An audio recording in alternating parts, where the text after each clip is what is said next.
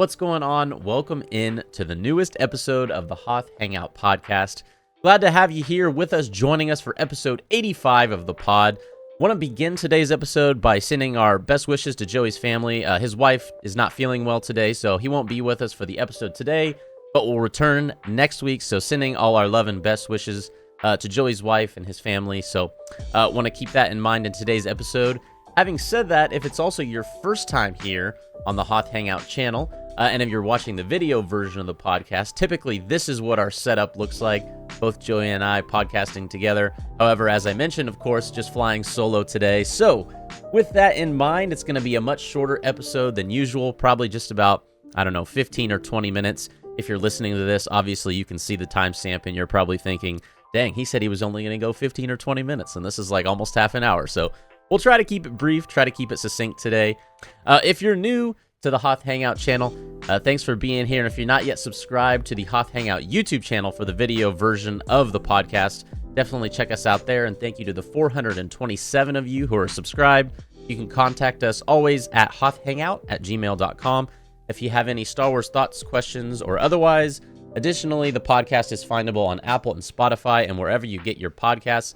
And if you're listening on a platform that allows you to leave a 5-star review, leave a 5-star review on the pod. We would appreciate it very much, and it also allows other people who enjoy Star Wars as well to discover the podcast more easily, I should say. You can find us on the socials, whether it be Instagram, TikTok, or X at Hoth Hangout on each of those, and the Hoth Hangout community Discord server is available down in the show notes below of today's episode. And to move into our early introduction to the discussion of episode 4, our question we're kind of thinking about in today's episode is, will both May and Osha survive the rest of the season? Let us know what your thoughts are on that down in the comments of the YouTube version of the podcast and all the socials. Normally, this is where I would check in with Joey, but just want to touch up on a couple pieces of news, and then we'll move into the main part of the conversation and breakdown in regards to the 4th episode of The Acolyte and just kind of the show as a whole. The first thing is that the season 1 of The Acolyte score on Rotten Tomatoes, really just the only season of Acolyte, obviously, at this point, but the Acolyte score on Rotten Tomatoes has now reached a new low of 14%. This was already setting the record as the worst reviewed, I guess, Star Wars show in the history of Star Wars, and this is including any show or movie or anything like that, so really just any Star Wars piece of media. But the holiday special from 1978, I want to say, previously held the record at 22%. This is, of course, a fan score. The critic score actually much higher for Acolyte. It's almost weird to look at the disparity. The critic score currently stands at 84%. Meanwhile, the audience score currently stands at 14%. So clearly a disparity here between, what some of the critics are saying and how a lot of the Star Wars fans are feeling about the show. We'll talk about that more today, but just wanted to note on that, as I thought that was kind of interesting and very indicative of sort of the mentality, I should say the difference in mentality between, the people who are reviewing it and the people who are maybe those more in-tune Star Wars fans, if we might say. So the other piece of news wanted to touch on before we talk just Acolyte for the rest of the time. This is something that actually doesn't pertain to Acolyte. But Dave Filoni recently provided an update on his Star Wars movie, which is slated to come out, I think, in like 2.5, 3 years' time. And he said that it has an opening that he likes. So clearly this is in production. This is in the works. I'm sure Dave Filoni is hard at work writing the movie as we speak. And this opening is focused very much on Ahsoka Season 2. So obviously, Dave Filoni's movie is going to tie into sort of what we've now coined the Filoniverse, Mando, Ahsoka, that sort of time period, and as will the Mandalorian and Grogu movie that comes out here, I believe, next year at the time of this recording. So, but essentially, the brief synopsis of this is that about a year ago, Lucasfilm announced that Dave Filoni was going to create this new Star Wars movie, and that the film was in development, and the film is essentially going to serve as this crossover event for all the various live-action Star Wars series he's produced on. I mentioned The Mandalorian and Ahsoka, but this also includes, obviously, the Book of Boba Fett, which takes place during the same time period, as much as a lot of us weren't crazy about the show. And then as well, Skeleton Crew, which we obviously have yet to see yet. So It's going to kind of encompass elements of all of these shows is sort of the understanding. And yeah, exciting to hear a little bit of an update that Filoni has provided to us in that regard. So Filoni revealed to a podcast that he went on that he works in long threads and likes to know where the story is going to go and what the outcome of that story should be, and added that this is how he worked on past stories, such as like Clone Wars and Rebels, for example. The film is currently in a normal development point, and that writing on Ahsoka Season 2 has helped him with the development of his movie, as he now has a clearer idea of where things are going to go. And I feel like on that note, that's kind of a good moment to lead into some of maybe the shortcomings of The Acolyte. I don't know how much Dave Filoni was involved with the creation and the filming of The Acolyte, but it just feels like he didn't really have his fingers on the pulse of this project. I mean, I could be wrong in that. It just feels hard to believe watching this show that Filoni, who has kind of been dubbed the new George Lucas, so to speak, it is really not having, it doesn't feel like he's having influence. I mean, some of the things we've seen in The Acolyte so far, just, I would be shocked if someone ran that by Dave and Dave was like, yeah, that sounds good. Like, and we'll talk about that more today, but, so I guess let's get into some of the, or I guess before we get into this discussion, we have a question that we asked on last week's episode. We're going to forego looking at some of the viewer comments today and save those for next week's podcast when Joey and I will both be back together to review some of the comments. But what I will say about the comments before, even though I'm not going to review them today, there was kind of a wide range. For what it's worth, there's obviously a pretty vast undertone. Maybe it's not even an undertone. Maybe it's an overtone of negativity surrounding The Acolyte. And I think, a lot of that is rightly so. I think there are tons of things this show does, both in terms of the quality of the actual presentation of the show, like cinematography, lighting, stuff like that. But then also in terms of lore, that it kind of just, seems to rub people the wrong way. And for what it's worth, there are a lot of people, and we heard from, I think, one or two folks who were expressing praise of The Acolyte. And so basically what I'm trying to say, as much negativity as there is around the show, and perhaps rightly so, I think it's also important to remember that there are people out there that are genuinely enjoying The Acolyte. And so just keep that in mind as we have conversations and discussions with one another. Ultimately, we're all Star Wars fans. We're all going to have projects that we don't like. I mean, if I'm being completely honest, The Acolyte is maybe, besides the Book of Boba Fett, what I've enjoyed the least of a lot of the recent Star Wars projects they've done. But that's not to say that there's someone out there who this, might be their favorite Star Wars project. So anyways, all that to say, we heard from a lot of people who kind of voiced their frustrations with some of the things that were happening in The Acolyte, and especially in Episode 3 and Episode 4. And then we also heard from a couple people who said that they've really been enjoying the show. So anyways, we will touch on those comments more in next week's episode of the podcast. In last week's episode of the pod, we also asked the question, will we see any more witches this season? We asked on YouTube, 79% of people responded with yes. Whether that is as the Dark Force user, there's a lot of theories out there that Mother Quarrel is that person, or in some other form, even if it's a flashback. It looks like roughly 4 out of 5 people are thinking we will see more witches at some point this season. We asked the same question, though, over on X, formerly known as Twitter, and it was actually 100% saying no. So I don't know where the disparity between the two lines of thought on YouTube and Twitter originated, or how that came to be, but clearly a differing views and differing opinions over on YouTube as opposed to Twitter. But keep an eye out on the YouTube community tab, as well as the Hoth Hangout channel, or the Hoth Hangout profile over on Twitter, I should say, for the options to vote in this week's poll. And of course, that will be related to the question of the week, which we talked about at the beginning of the podcast. Will both May and Osha survive the rest of the season? All right. Well, let's dive into Acolyte Episode 4. I'm already like a good 10 minutes in, roughly. So maybe the 15 to 20 minutes was a bit of an underestimation.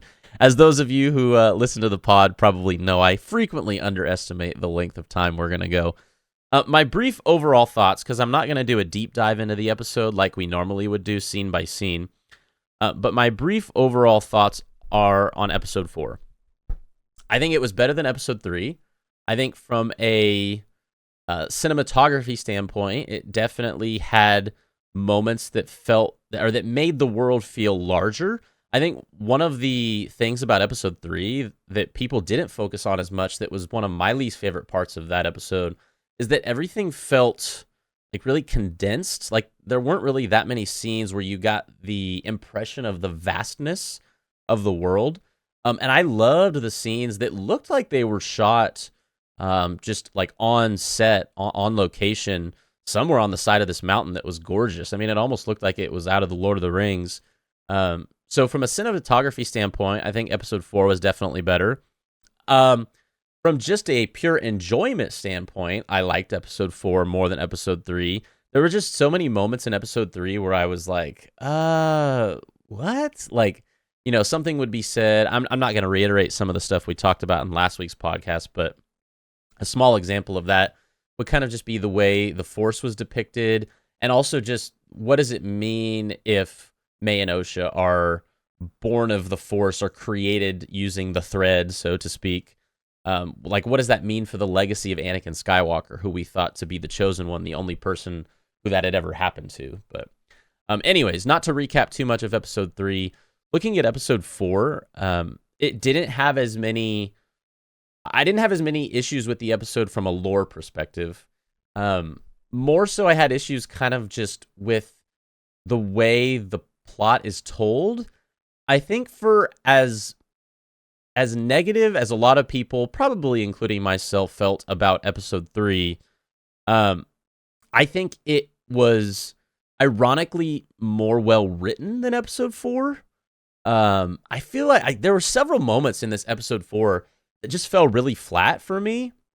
One example of that is the moment when Jecki is talking to a local on Kofar. They've all just landed. They're getting ready to look for Kelnaka. And Jecki walks up to the group after using that weird alien Google Translate thing. And she's like, they say they haven't seen him for a year or whatever. He wandered into the forest. And then Sol looks at the forest and goes, he's in there. And it was like, did someone really okay this writing? Like, it just felt like it was falling flat.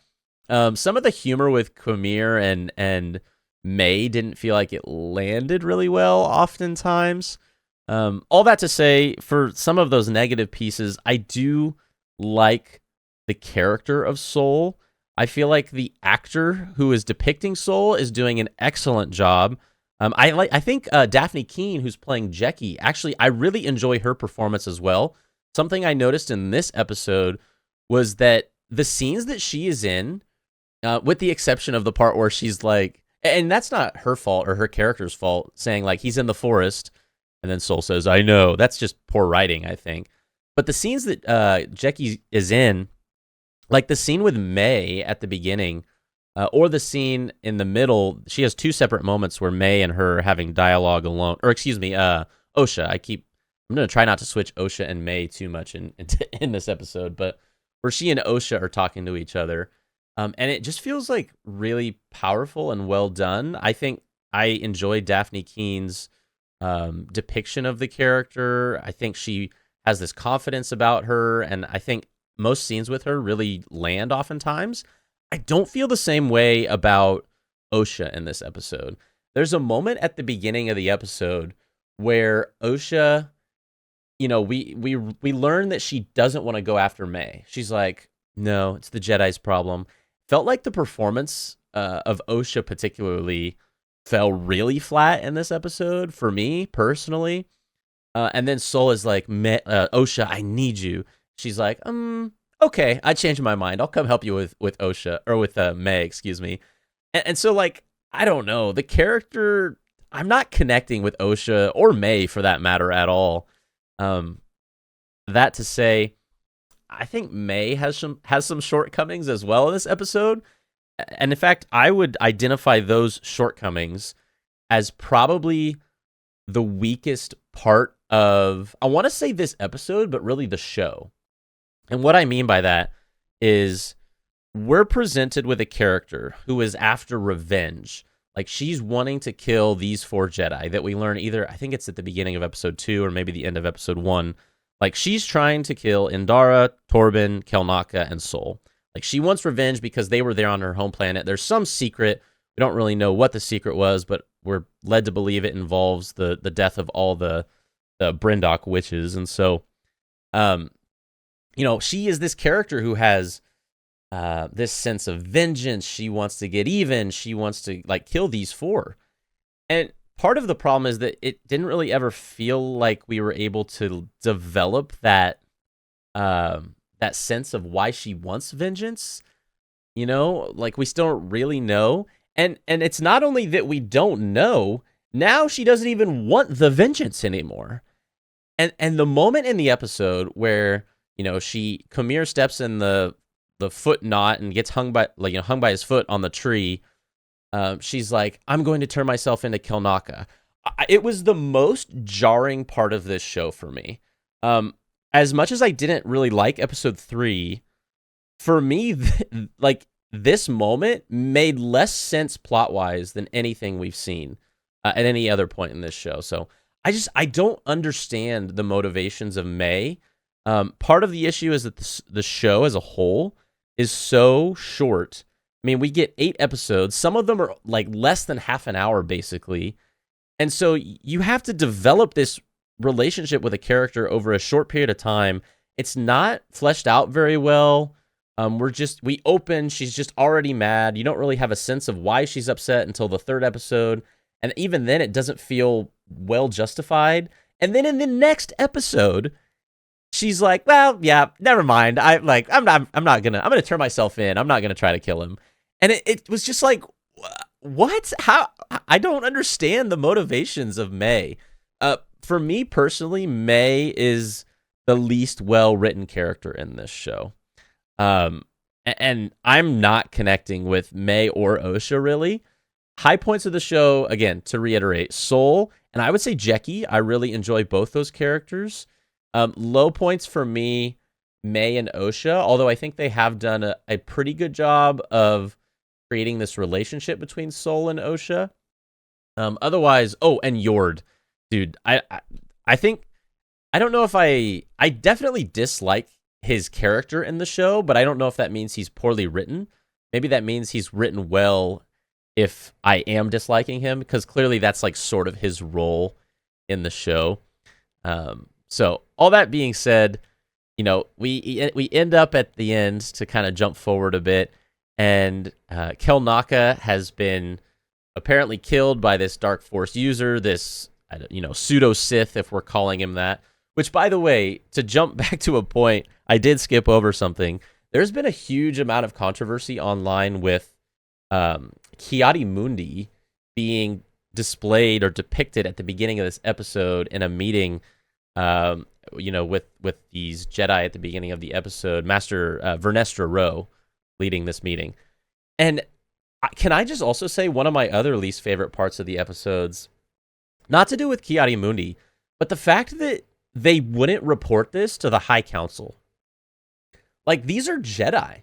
They operate by the highest ideals and values, and they're guardians of the peace in the galaxy. Like, in what galaxy are we who are Jedi going to obtain crucial information about that could threaten the existence of the Jedi Order? And there's a room of like a dozen of them. And Master Vernestra Rwoh is just like, yeah, we're going to keep this from the council, everybody. We good? Yeah, we good to keep this from the council? Okay, we're not going to tell. We're not going to tell. Like, it is so un-Jedi that I felt it so off-putting. So that was something I also wanted to make sure I got out there. But back to the Kiadi Mundi thing, I don't have as much issue with this as a lot of other people do. I think the frustration with Kiadi Mundi, if you're not familiar with the controversy around him, in episode 1, The Phantom Menace, he has a line where he says, when Qui-Gon and Obi-Wan have come back from Tatooine and just seen Darth Maul for the first time, he says, "The Sith have been extinct for a millennium." The Sith have been extinct for a millennium. Almost kind of trying to discount this first-hand account that Qui-Gon is giving to the council. And so At this point in time, that means we are led to believe, at this point being the Phantom Menace, that the council has had no existence or no knowledge of the existence of the Sith for 1,000 years or something. So then you see a member of the council in the Phantom Menace in this scene learning about the existence of this Dark Force user who we're still hesitant to call a Sith in the show. And maybe for good reason. I think the only way I see this playing out in a way that would make sense for me, which is also why I don't take as much issue with this point, is that this Dark Force user can't be a Sith. If the show, by the end of the show, we learn that this is a Sith, then I will probably take issue with the scene with Ki-Adi-Mundi in it.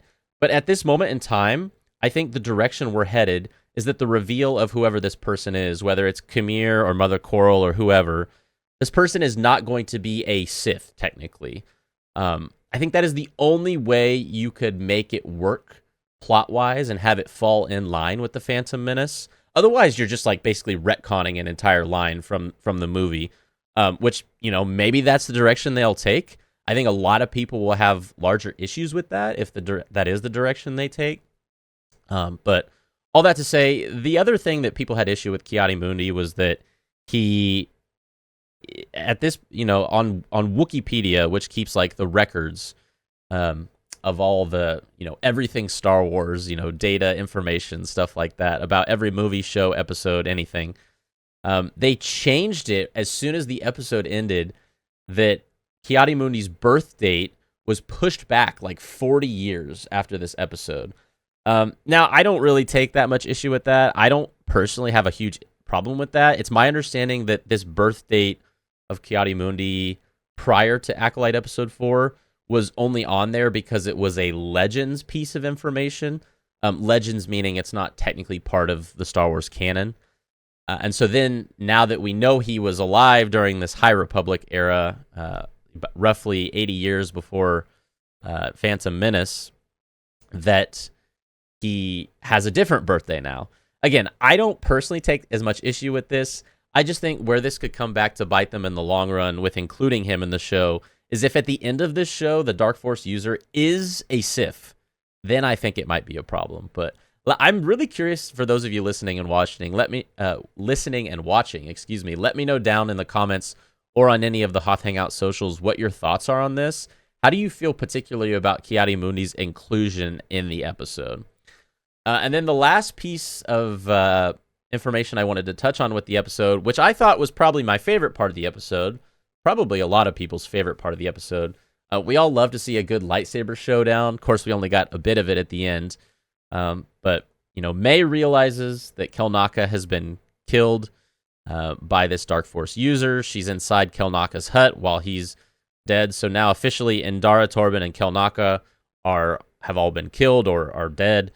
And so Sol is the only one remaining of these original 4. And it seems like the Master has an agenda that he or she has not told May about. Because, the Master took it into his hands to kill Kelnaka. And so originally we thought this was like maybe just a test for May. It seems like more than likely there is a personal element, maybe some revenge involved, which that's the thing that makes me think this person is Mother Coral.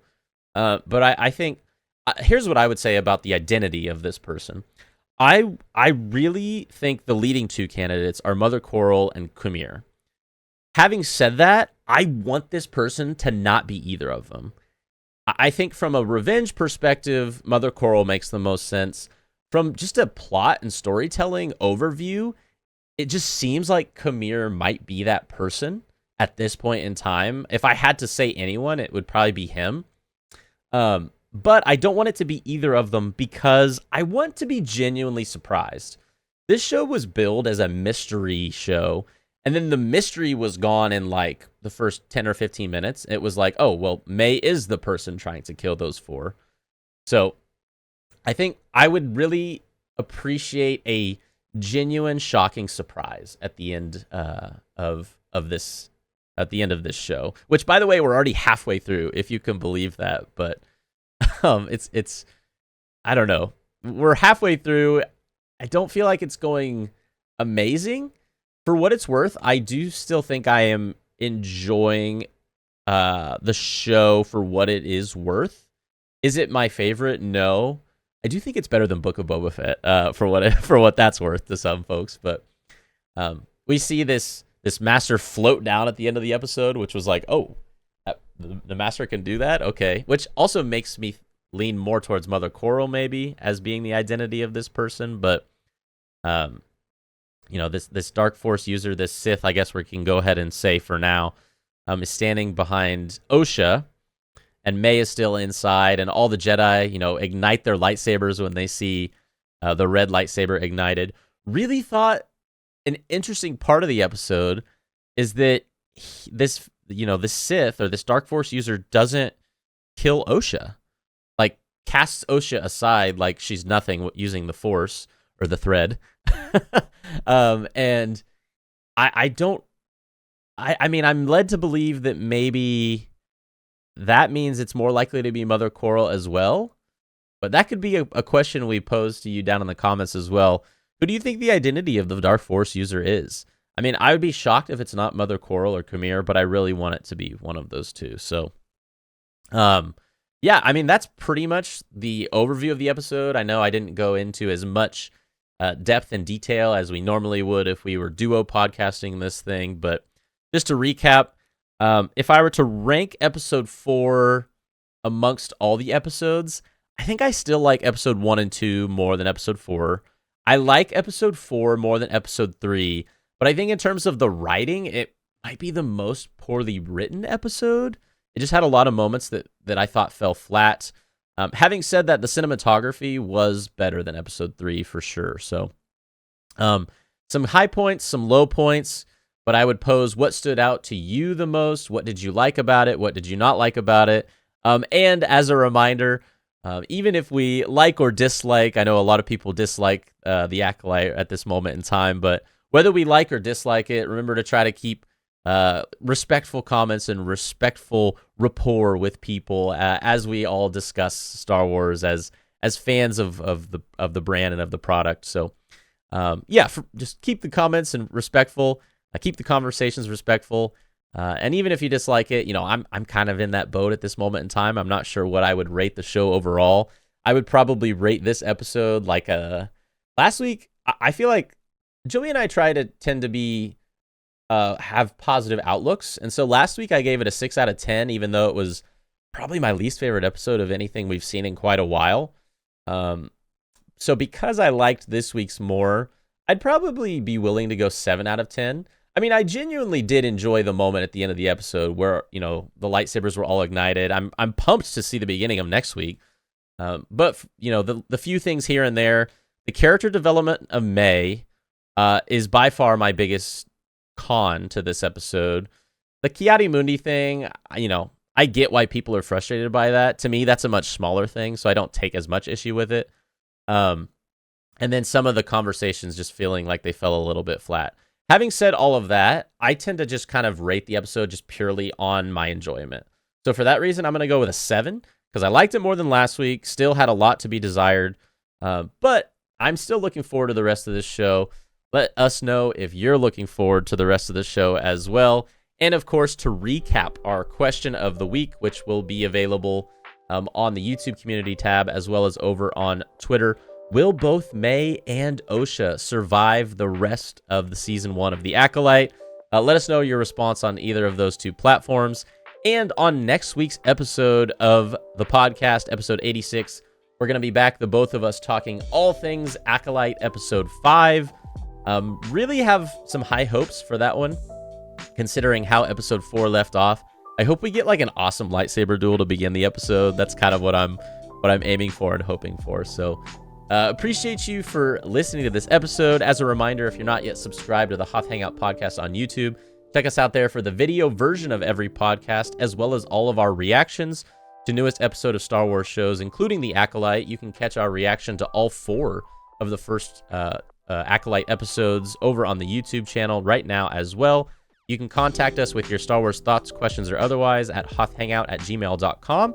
And if you're listening to the podcast on Apple or Spotify, leave a 5-star review.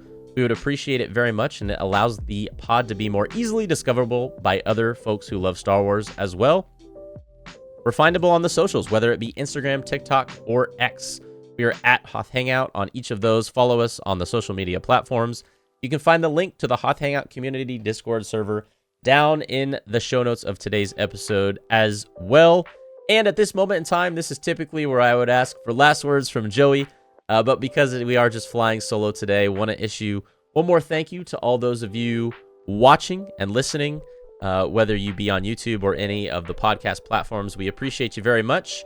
We'll catch you all next week with episode 86, talking about Acolyte episode 5, as well as with our reaction to the 5th episode the day before that on the YouTube channel.